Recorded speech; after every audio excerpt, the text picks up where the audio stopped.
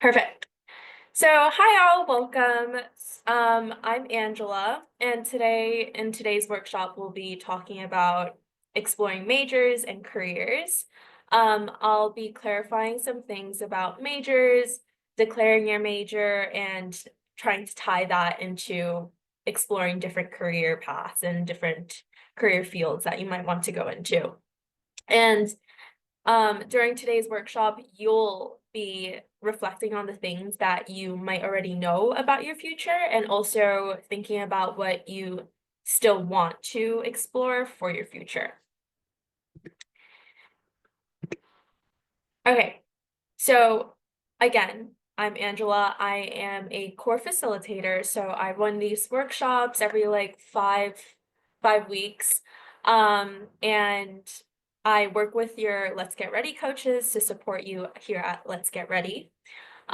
We have our moderator in today, Athleen. She's going to help me put in links in the chat, take attendance, might ask for your name for the attendance, et cetera, et cetera. The general goal for today is to talk about some steps that you can take to get ready for making the most out of your time in college. And we're going to start our workshop with addressing some common student concerns about college and finish with like a brief introduction to the personal narrative of your college application. Hi, welcome. Okay, so very quickly, here's a little bit about me. I grew up low income, first generation. I am first generation low income. I grew up on Staten Island. I study biochemistry at Barnard College, Columbia University, with a minor in WGSS, which stands for Women's Gender Sexuality Studies. I am on the pre-dental track. I have applied when I was a junior in high school. I applied to so many scholarships, and I was lucky enough to get two of them. So I am scholarship recipient for those. And a fun fact is I used to want to become a fashion designer when I was in like, I forget if it was elementary or beginning of middle school. But now I want to be a dentist. So kind of very different ends there. But yeah, that is me. I do this every workshop. I'm going to put my email into the chat in case you have any questions about what we discussed today or would like to set up a one-on-one meeting for any other reason. That is that. So today, again, we have a $10 raffle card that you can win. It's a Tango gift card, so you can spend it at a bunch of different places. You can earn up to 3 raffle tickets today, depending on how many of the things listed here that you do, which there will be plenty of opportunities for you to do these. And the winner will be announced after the workshop via email or text. So I encourage you to chat in the chat, type a response in the chat, unmute to respond, and or keep your cameras on. And of course, we also have the grand prize raffle, and you get 1 point towards our annual raffle for every workshop that you attend, simply for attending. And there will be 3 winners for our grand prize raffle, with the largest prize being $100. Hi, welcome. Okay, so I am going to get started now. The first section that we're going to kind of debrief is about major and career myths. So we'll be talking about some common myths that students believe when thinking about their future, and hopefully I can kind of squash some of those for you. So myth number 1 is that I need to know my major now. So a lot of students think that they have to know their majors before entering college, and you definitely don't have to hold that burden right now, as like what, 17, 18-year-olds, because you'll have plenty of time to explore your major or whatever you want to do in the future from here on out. Um, a good way of exploring is usually through taking core requirement classes during your first 2 years of college. And these are kind of like general education classes because they're very diverse in subject and they are usually required for you to take before graduating. At my school, they're called the foundations, and all students have to take like a science class, a math class, an English class, etc. before graduating. So that's a great way to explore what you might want to study and major in if you don't know yet. And now is also a very important time to explore your interests, to either confirm that you have the right major in mind, or to help you brainstorm what you'd be interested in studying. And we'll talk more about what it means to declare a major, like the nitty-gritties of it, when to do it, etc., a little later on in the workshop.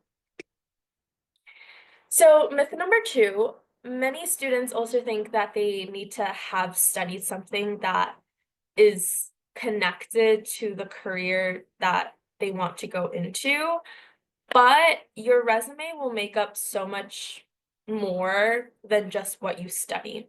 Will be made up of so much more than what you just study in college. And there will almost always be some sort of connection between the skills you gain from studying a particular subject and a career that you decide to go into, even if it might not seem like it on surface level.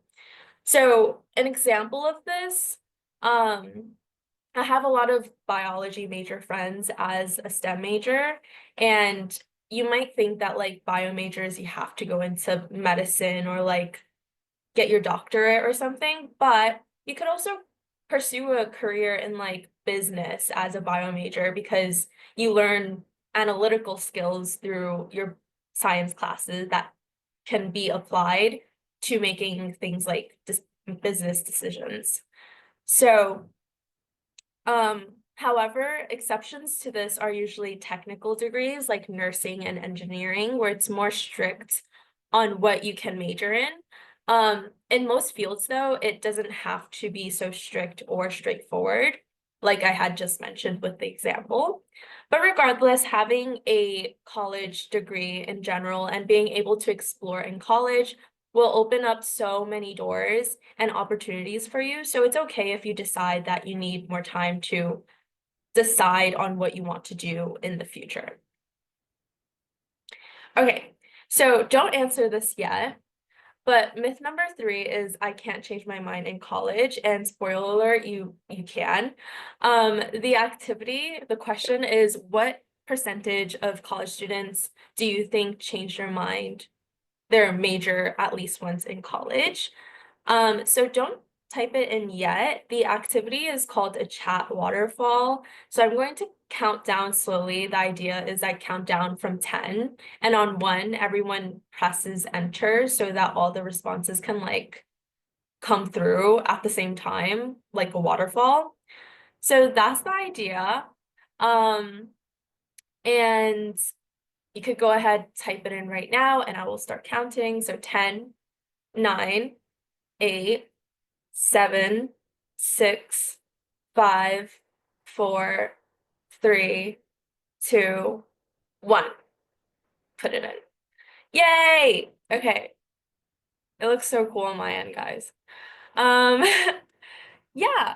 So we have a bunch of different answers. When I was going, like, reviewing these slides, I guessed, like, a very high number. I guess in, like, the 90 percentile. I think I said, like, 95, which is kind of absurd. But according to the National Center for Educational Statistics, 50% of college students change their major at least once. So, so it's 50.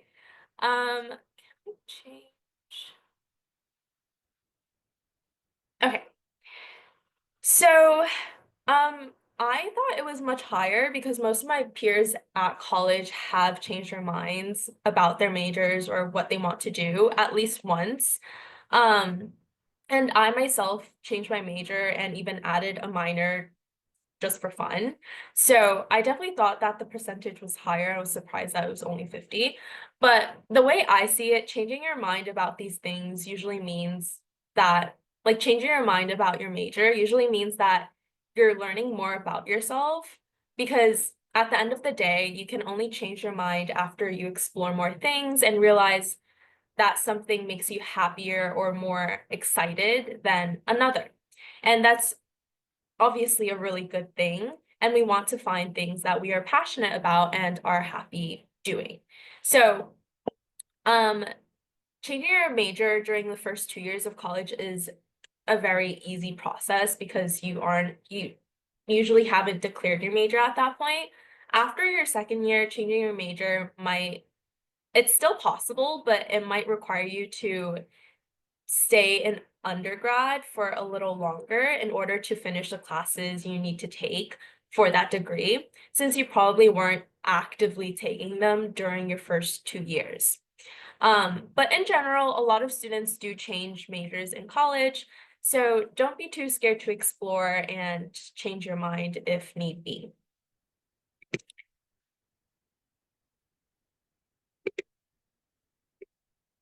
Okay, so we just talked a little bit about how college is a time for self-discovery and growth, and many people feel like on in hindsight that college was one of the most important or formulative, is that the right word? Formative periods in their lives.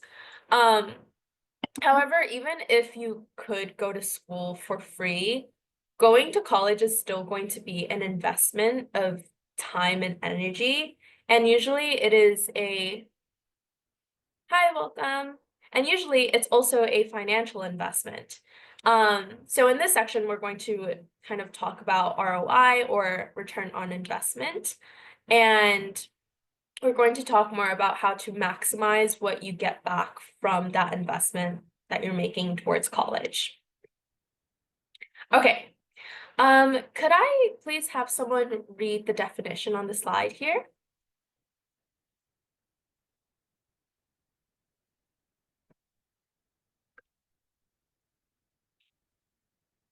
You could just unmute. A calculation of the monetary value of an investment versus its cost. Thank you, Samia. Okay, perfect. So here we are defining a financial investment, but to be clear, value and cost aren't only monetary. It's just that a lot of people tend to think about ROI, or return on investment, financially, and myself included. So, um, how you look at ROI will definitely depend on your priorities, but right now we're just going to lean into looking at the financial side of things to begin the section. So if we follow through on thinking about ROI in terms of making as much money basically as possible, there are some ways to set yourself up for success. And they're listed here. So you can consider how easy or difficult it is to find a job in a specific field, which gives you an idea of the job security side of things after graduating with that degree. So this can often depend, however, on your location. So for example, the what was the term? The often, for example, in New York City, I'm just not going to use it. In New York City, finance jobs are very plentiful. So, and it's always growing. The job market for finance is always growing here in New York City where I am. So therefore, when you're walking around college campuses, it's often a career path that a lot of students studying in New York will consider majoring in. Um, and therefore, like it will be dependent on where you study, where you want to be after you graduate, um, in order for you to gauge like the job security or like the job market of a specific career. But regardless of pay, you should always consider careers that align with your strengths and your interests. And we have an engagement prompt here as well. So I would like you guys to practice with these questions. So what are some careers that you think are high paying? And what are some careers where you think there's a lot of job demand? And Adeline is just typing in the question in the chat. So we'll take like a minute for that. Share your answers in the chat. You could also unmute and we can practice with maximizing earning potential through that. Okay. So I'm seeing healthcare, being a doctor. STEM is in high demand and some careers are high paying in being a doctor, lawyer. So I'm seeing a lot of like medical STEM things. I'm seeing engineer, AI, medical, computer science. Yeah, generally speaking, I agree. STEM majors do like commonly lead to high paying careers like medicine, like computer science, um, like engineering. So yes, engineering, math and science. Math is also in terms of like a lot of the times, at least with my peers, a lot of my peers are majoring in math and going into finance. So definitely a very good paying field.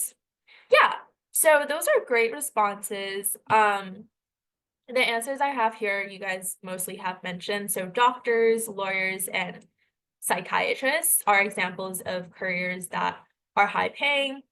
And high demand jobs, nurses, web developers, teachers are good examples as well, which a lot of you guys have mentioned. So thank you for participating in that. Those were great answers, and we will, okay. So if making a lot of money or having job security is important to you, which I'm sure it is important to a lot of us, these might be important things to look into and to look out for. Perfect. So what if money isn't my number one priority?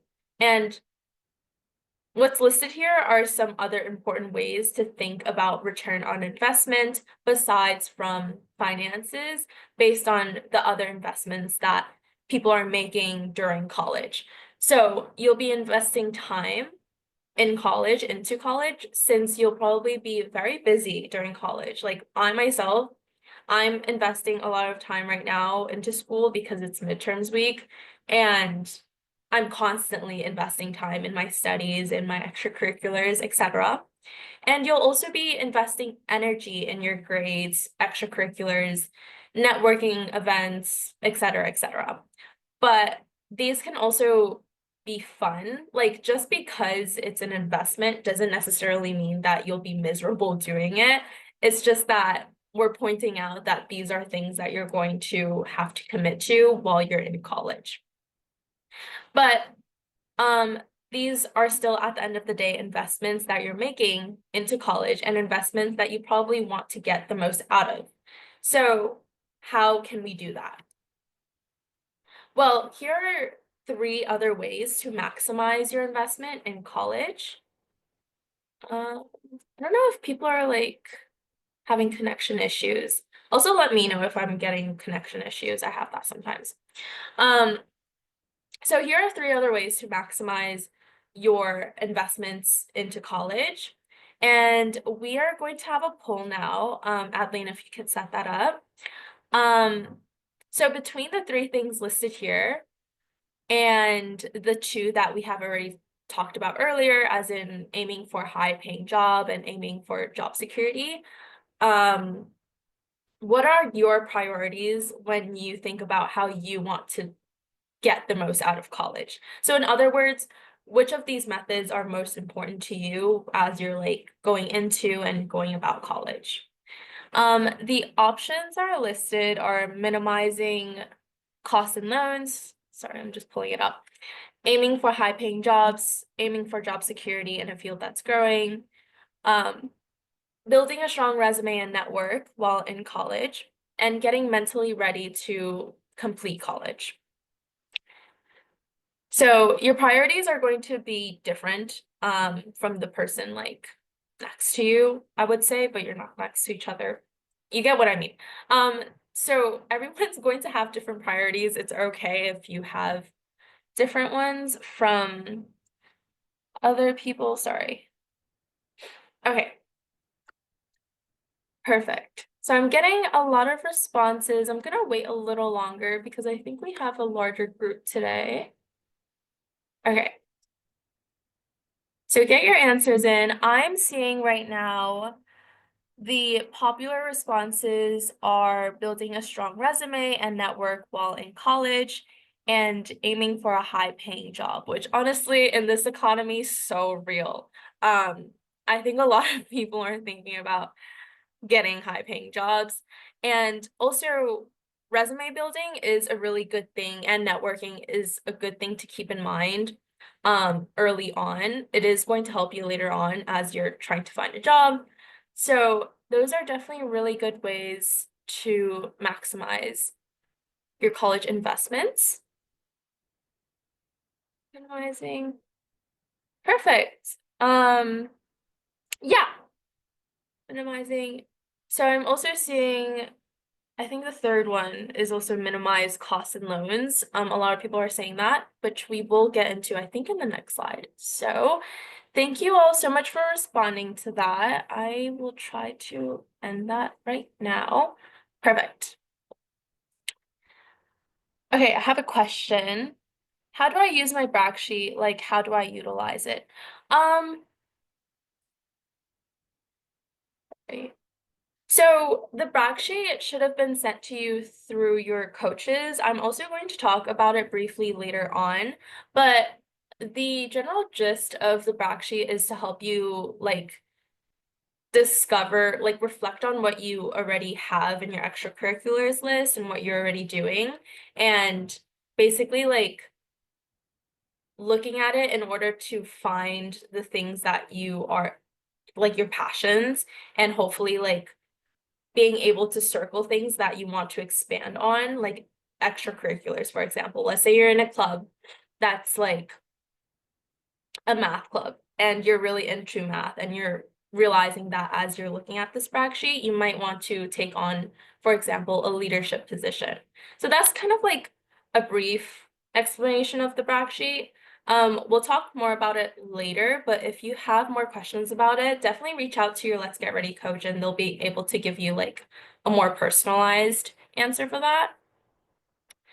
And you can also set up a one-on-one with me for that. Okay, so we just did our poll and we'll talk about the three things listed here in the next few slides as well.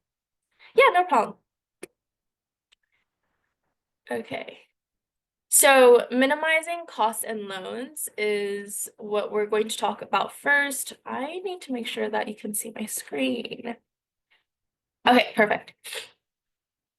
So one important way to think about maximizing ROI is spending less money.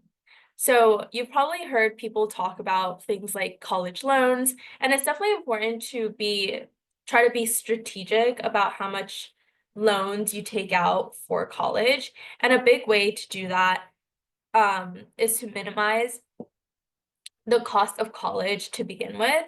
And some strategies for doing that are going to be things like going to community or state colleges, applying to schools with good financial aid, and applying for as many scholarships as you can, basically. But that being said, I wanted to point out that you can definitely, like, speaking from someone who is like very concerned with finances as like a first gen low income student, you can definitely still minimize costs and loans while attending a private college if that private college has good financial aid or offers good scholarships.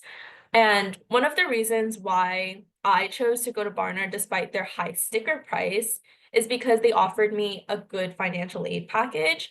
So I'd encourage you to do research on different colleges, even if they're private, because there are many ways that you can still attend these colleges for a reasonable price through like the methods listed here. Um, Perfect. So the next thing is building a strong resume and network. And when you leave college, employers won't just be hiring you for your major alone or like the classes that you've taken, etc. They're hiring you for the other experiences that you've gained while in college as well. So some ways to build your resume are going to be things like doing internships, doing research, and taking on leadership roles on campus. Obviously, there are other ways, but these are like usually the most standard methods of building your resume while in college and the most common ways to do that. On the point of research, I also wanted to point out that many students think that their only research is only for science majors, but there's actually research being done in a lot of fields. For example, my roommate is an economics major and is currently doing research under her economics professor in that field. So definitely research going on in fields other than science. And doing things like research with a professor can also help you network in college, which is our next point. Um, Networking, sorry, my laptop's gonna die. Networking helps you connect with potential employers and learn about job openings both while you're in school and after school as well.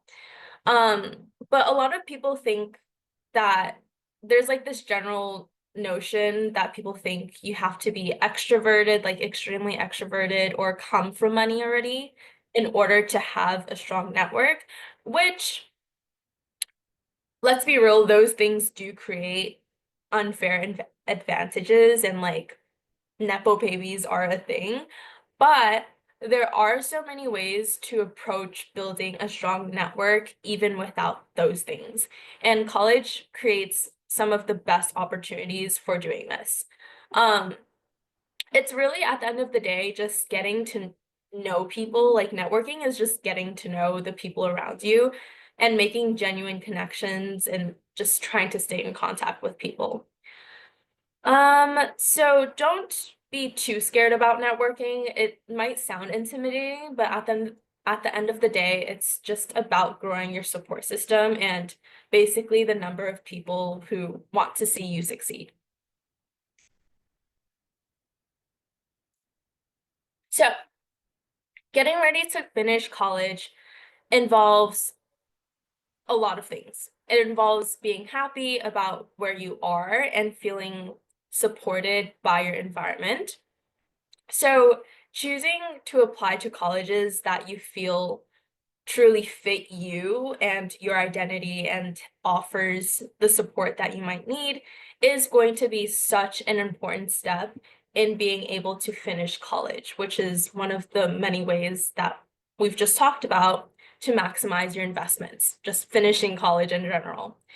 Being able to attend a college that won't cause you financial stress as well will also be a very important way to increase your chances of going through with college. So again, look into things, if necessary, things like scholarships, financial aid, state schools, most community colleges, etc.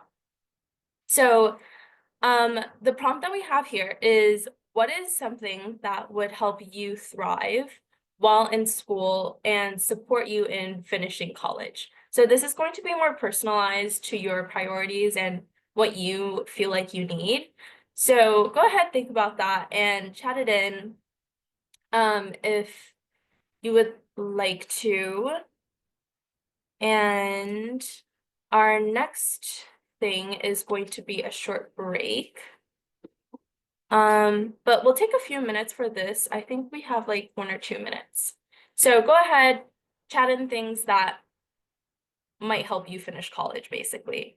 Some ideas that are popping into my head are like, for me, when I was in high school and considering all the colleges, um, I was I knew I wanted to go into pre-health, so I wanted a school um that had a good pre-health advising system.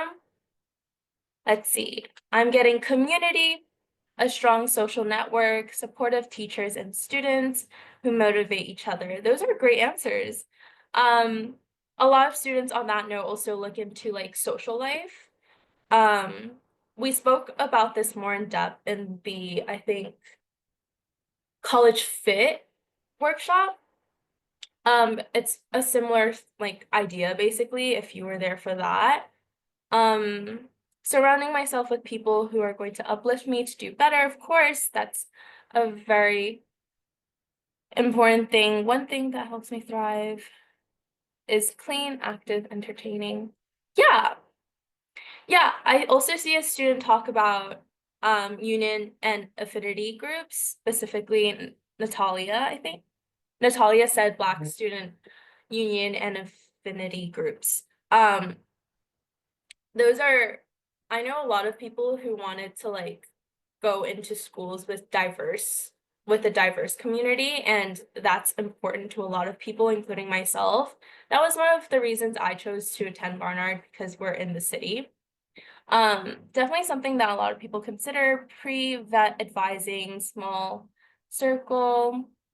Yeah, these are all really good answers, and I love how they're very diverse, um, and personalized to your own priorities. So definitely continue to think about that and, maybe even write that somewhere to kind of create a checklist of things to look out for as you're building your college list. Perfect.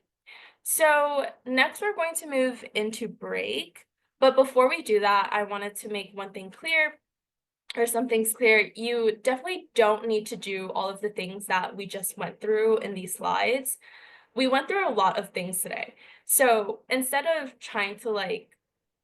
overwhelming yourself with all of the things that we spoke about, you can just decide on a few things, um, such as, like minimizing costs, building network, and work hard to make those your priority while thinking about and going through college. So don't overwhelm yourself, but instead try to like pick the points that stuck out most to you from what we spoke about today and work on those bit by bit instead of trying to like overwhelm yourself, basically.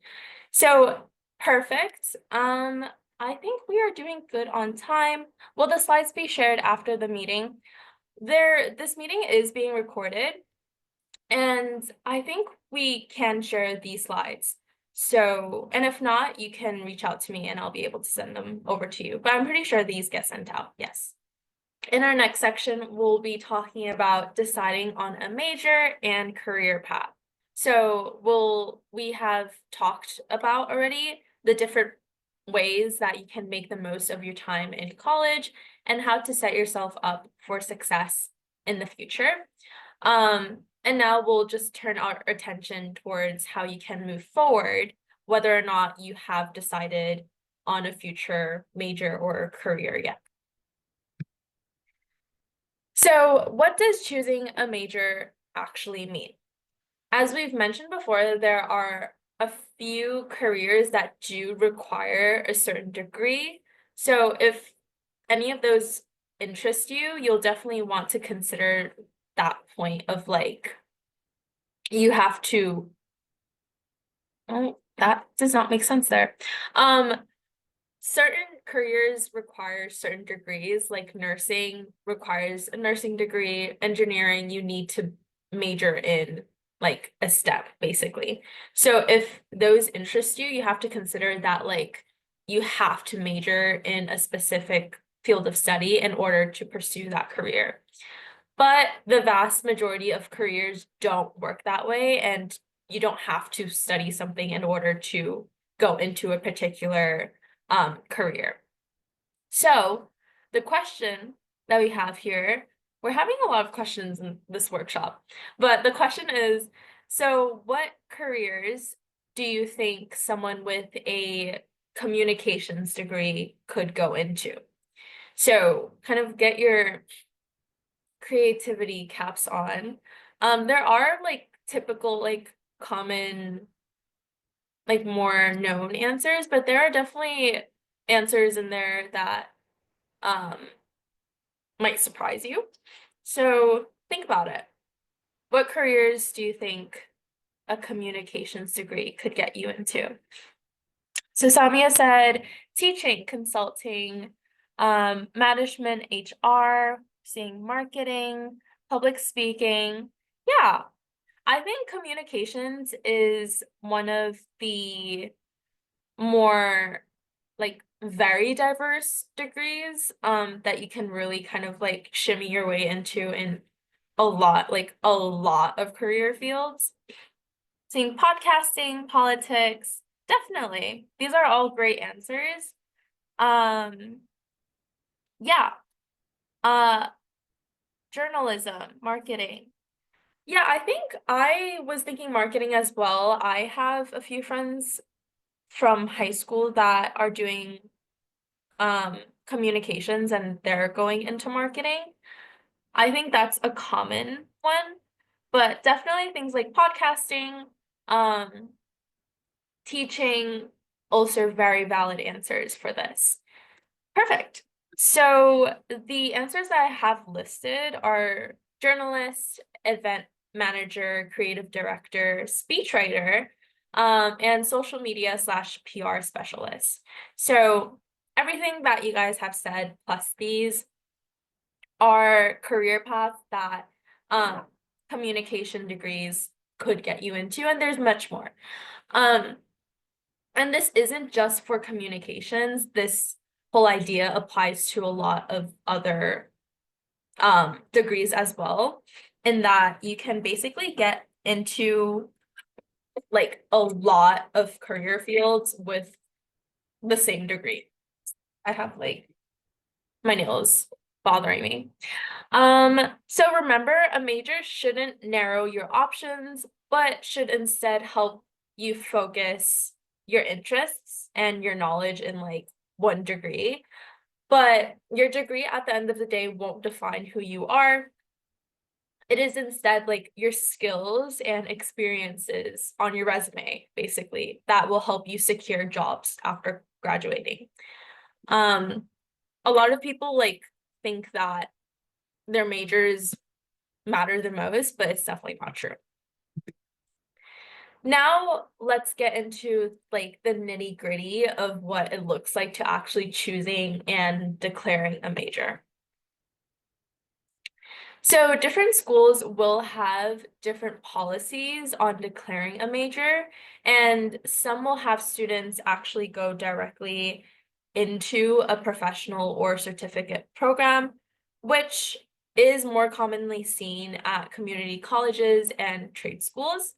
Um, Sometimes, although much more rare, some schools might also ask you to declare your major right away as an incoming freshman.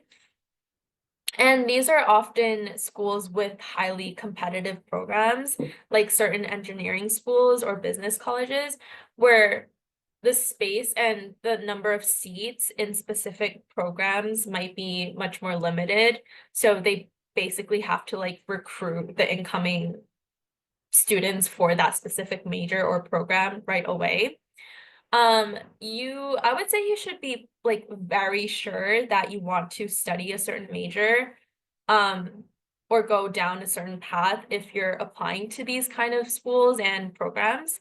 And although it's sometimes possible to get into them later on, transferring into these very competitive programs will actually be even harder if you like try to transfer in.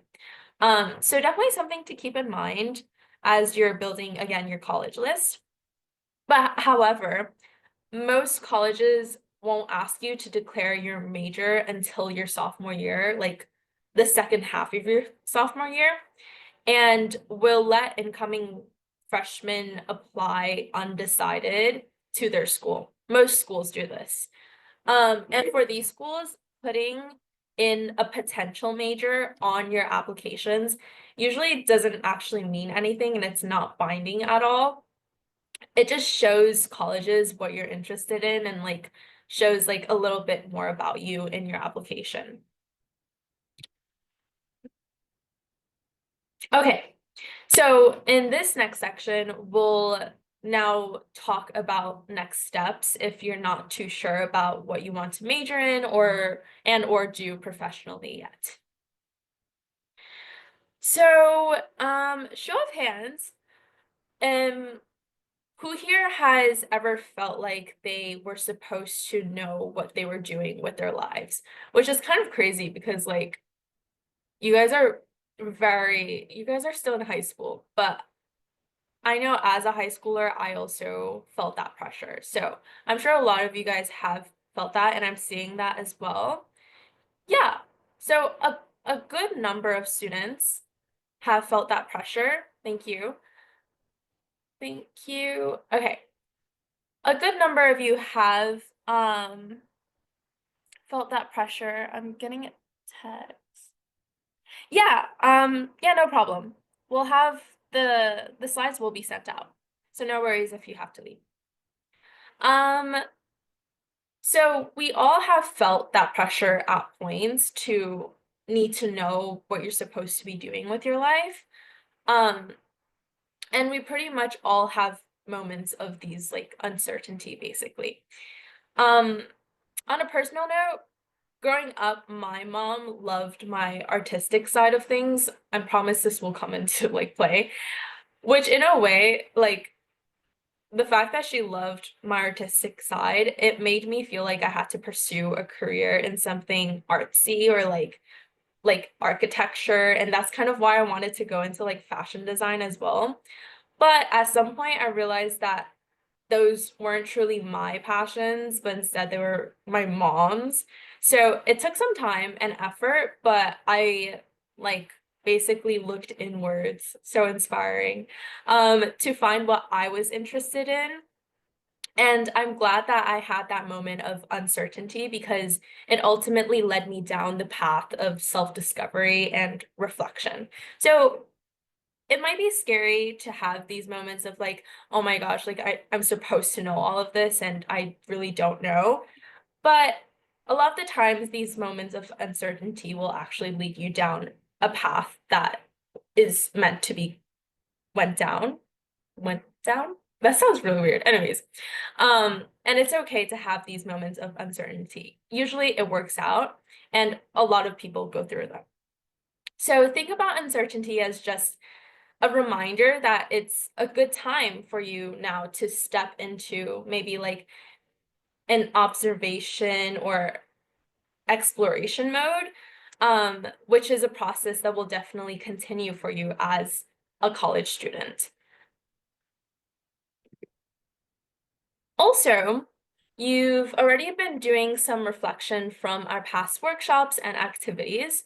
For example, you were prompted to think about your personal motivations in our Why College workshop, and you expanded on your brag sheet, which I know someone mentioned before, um, to explore your passions and extracurriculars. And the moderator will actually put in the brag sheet now, thank you, Adley, for you guys to look back on, maybe like refresh your memory on what you did. And it's definitely nice to, I would definitely recommend to sit with it and like, if you haven't already, complete it. Um, but even if you haven't, and also if you're having trouble filling out the brag sheet or like getting the point of it, basically, you can always reach out to me or your Let's Get Ready coach. We have the resources and like we can basically walk you through it if you need that or if that is helpful to you. But even if you haven't been to these workshops, and maybe this is your first workshop that you're attending, I'm sure that you all have been reflecting already on your motivations and passions and other more casual day-to-day ways as well. So, um, you definitely have been reflecting, and keeping in touch with your Let's Get Ready coach will also help you continue to do this personal reflection and exploration because they will send you like messages to prompt conversation and for you to like start reflecting more deeply into this. So here are a bunch of different ways that you can explore your interests more deeply and figure out kind of which ones you might want to study in college. And even if you do know what you want to study or do professionally already, these are still really good ways to confirm that you are on the right path, or maybe even allow you to explore subgenres of those areas. So, for example, I know I keep referring back to like science, but that's like kind of my field of expertise. For example, if you know that you want to go into biology already, you might want to like figure out what subgenre of biology you want to go into. There's like cellular biology, there's like evolutionary biology. So, um, definitely still helpful, even if you feel like well, like I already know what I want to do. Still helpful to do these exercises. And if you don't know what you want to study yet, you'll probably want to spend some extra time with these strategies because there are so many schools in the US, and narrowing down your majors of interest can help you search for schools that will be a good fit for you using these like majors. So the next activity that I have for you all, I would like you all to take about 3 minutes to explore the Princeton Review's major search tool, which Adeline had put in the chat just now, and just kind of browse through it. It's really a good exercise for everyone to learn more specifics about certain fields and majors that you might be interested in. So I also have it in the background here, if I can access it. Why is it not letting? Okay, let me see if you can see my screen. So I just briefly switched over to what it might look like when you are exploring this page. So you can browse by category if you don't know exactly what you want to like study yet. If you have a more specific idea in mind about a major that you might want to pursue, you can type it in here in the search bar. But if not, you can browse through these links. And on the side here, I want to point out, so let's say I wanted to learn more about psychology. Sorry, I just can't see. There are definitely they list like different subgenres of psychology, for example, and on the sides, let's say you want to click and learn more about industrial psychology. I wanted to point out, like on the side here, this is I find really interesting and helpful. They list graduate programs and careers that you can go into. So, you can be a psychologist, for example, or social worker if you decide to pursue this major, or field of study. So very helpful. They tell you like ways to explore this field in high school. Definitely take the time to look over that, and I'll give another minute for you all to do that. Feel free to type anything in the chat that you want to that you might want to share with us. You don't have to, but if you would like to share what you have found, if something was shocking to you, definitely feel free to type it in, unmute. Um, we will move on in about 30 seconds. So, let's see. Yeah, so these slides will be sent out again with the recordings because all of these workshops are recorded. So definitely do come back and access the Princeton's Majors search review tool thing at your own time because I know 3 minutes is probably not a lot of time for you all to fully explore it. So definitely do that in your own time, and I find it very helpful, and there's a lot on the website. So perfect. I don't see any other questions or comments. Okay, perfect. So I will move on now. So another way for you to that you can explore different fields and fields of study, careers, etc., is watching day in the life videos. And this is very helpful for even if you do kind of have an idea of what you want to do. So I will play this video very quickly. I hope it's ready. Hello, my name is Jeremiah and I'm a first year at Quinnipiac.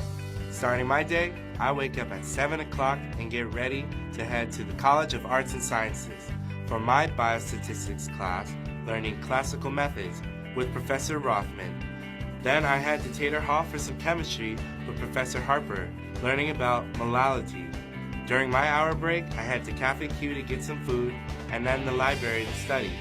My next class at Tater Hall is Chem Lab with Professor Madison doing a titration lab. I get in a good workout at the rec center, I grab some food, and then headed back to my dorm for a first year event. I go to the dance studio for a Black Student Union dance rehearsal, then it's off with my friends to rehearsal with the Q Legends, which is the only a cappella group on campus. Then I call it a day. Yeah, so that is an example of what a day in a life video might look like. And I really encourage you all to spend some time looking at different day in a life videos on your own time because I generally do find them, at least personally, very helpful um, and insightful to the different careers and fields of studies that you can go into and what people already in that field or, career are living like. So very helpful. Okay, so the next section is for the students who feel like they do know what they want to do. But we still have advice for you. So don't worry. Um, if you feel like you do already know what you want to study, but aren't too sure about what career to pursue, you can look up common fields that someone in that major goes into on Google. And this will show you careers that usually align a lot with your academic interests, which is helpful because when you aren't very sure on what job you want to go into or have after graduating, um you can usually it's a good spot to start exploring based on your academic strengths. So looking that up on Google is definitely very helpful and a good first step. But as a reminder, while your major while your major and academic interests can definitely influence you to go into a certain career, it doesn't necessarily decide it like we have spoken about before. Also, you'll want to make sure that you actually want to study this major by doing things like exploring the classes, the major, the subjects, and making sure that those subjects and classes align with your strengths. And you could also, again, watch those not Let's Get Ready, what? By watching those day in the life videos. Um, they will help you, like, again, get an idea of what it's like to actually live and be active in that field of study or in that career. So definitely also go look into those. And again, the Princeton Review major search tool will also be very helpful to you to further explore your majors, subgenres of your majors, and possible careers as well. Elisa said there's something I heard of. Yeah, to consider a lifestyle, I agree. I think it's more of like a common thing, like a more well-known thing for people to watch the day in a life videos. Usually it's for entertainment, but it could also be very, very educational. So definitely look into those. But on the other hand, you might know what you want to do as a job, but not what you necessarily want to study during college. And similarly, to help you brainstorm with this, you can search up things like top majors for blank, like top majors for accountants, top majors for doctors. And you can also search up for requirements for blank. For example, careers that require you to attend a professional school after graduation, such as law school, medical school, dental school. Um, they will also have specific required classes that you have to take during undergrad. So let's say you wanted to become a dentist, for example. You would first need to take the prerequisite classes during undergrad, such as calculus, biology, chemistry, physics. Then you would need to take a standardized test called a DAT, and then eventually apply to dental schools. Taking all of that into consideration, you might end up deciding that you want to declare a science major, given that all of the science classes, given like all of the science courses that you're forced to take anyways, basically, as prerequisite courses for dental school. You might decide like, well, I have to take this many classes in science anyways, might as well just major in a science. A lot of students do end up doing that as pre-med, pre-vet, pre-dental students. And thinking about these things now, especially if you're someone who's interested in going into law, medical, vet, dental school, thinking about this now will be very helpful for, in my opinion, like avoiding burnout, since once you're in college, you're going to like you're going to be trying to balance a bunch of things at once. So kind of like starting to organize your things now and like your plan now would definitely give you a good head start in that, in all of that. Could I have another volunteer read this slide for me?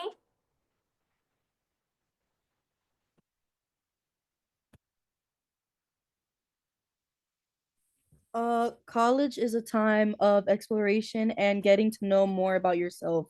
Start refining your interests now through the first 2 years of college, and you'll come out with lots of clarity. Perfect. Thank you, Jaylene. Again, like the slide said, you still have like you have a lot of time.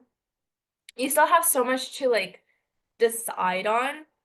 So what? You still have so much time to decide what you want to do for the rest of your life. So the best thing that you can do now is to try to explore as much as you can and basically like try to learn more about your interests and passions bit by bit. Um, and it's totally okay even if you have done all of this and later on in your journey in college you decide like, well, actually I want to change my mind. Also totally fine. We already went over this. So many people go through that, and don't be like too scared or nervous about the whole process. It's natural and everyone goes through it. Not everyone, but most people. So now we will go into the closing section of the personal narrative, and we'll um talk a bit about how you might want to share about like share your passions, your interests, in your personal narrative, along with other elements, of course, of anything that you want to share in this essay. So what exactly is a personal narrative? A personal narrative is basically an essay in your college application where you can write about practically anything in. The point of the personal narrative is to show colleges who you are as a person outside of the classroom, outside of your grades and extracurriculars. It's also an opportunity in general for you to characterize and tell a story about your entire college application.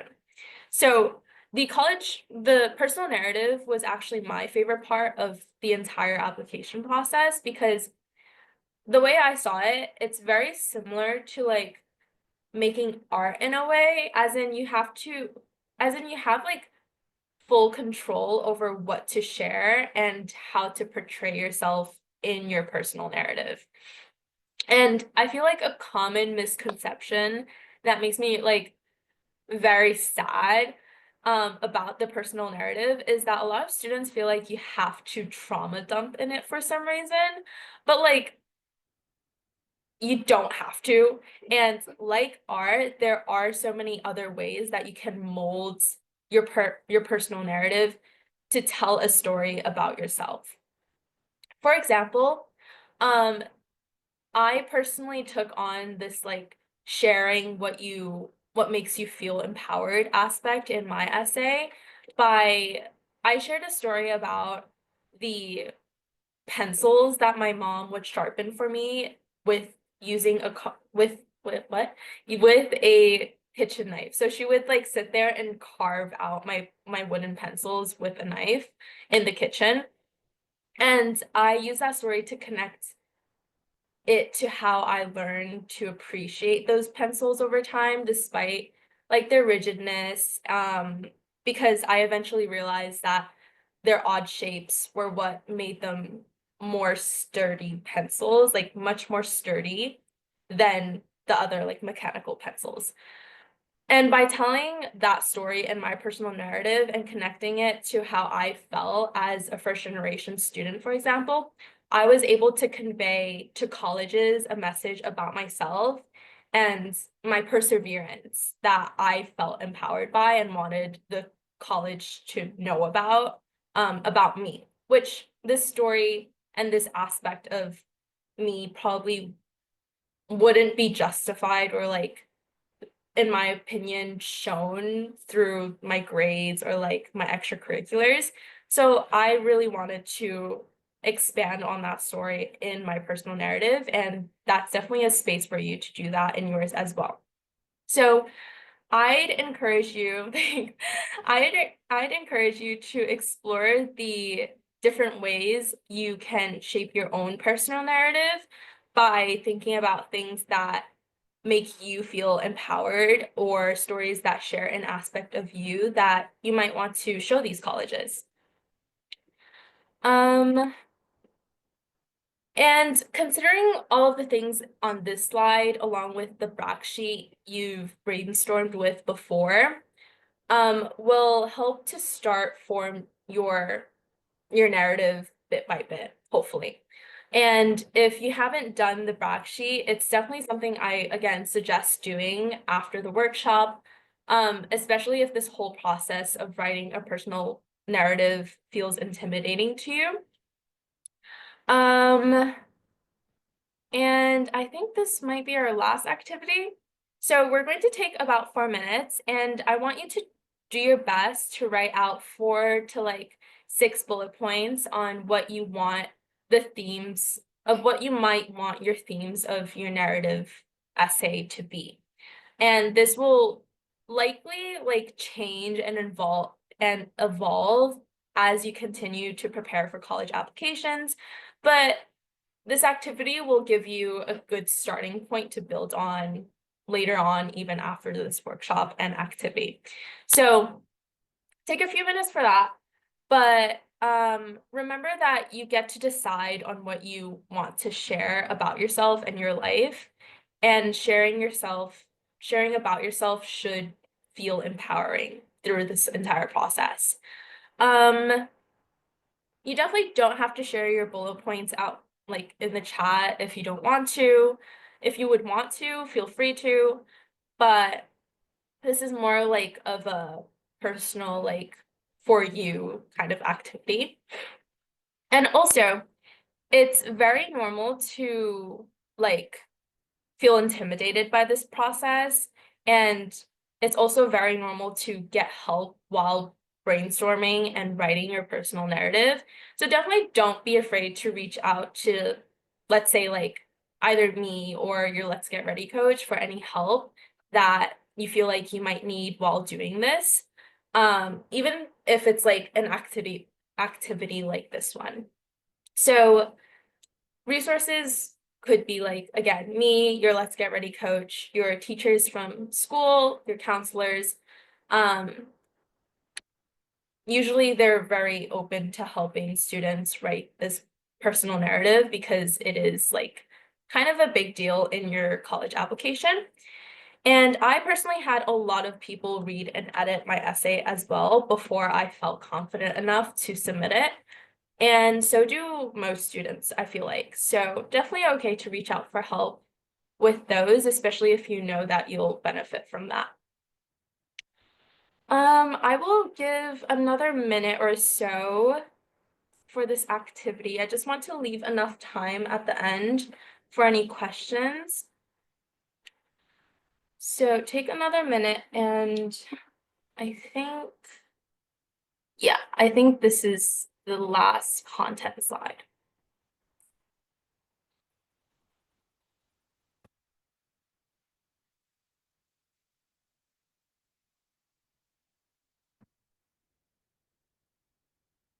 And feel free to ask any questions, or if you need any clarification about any of this as well.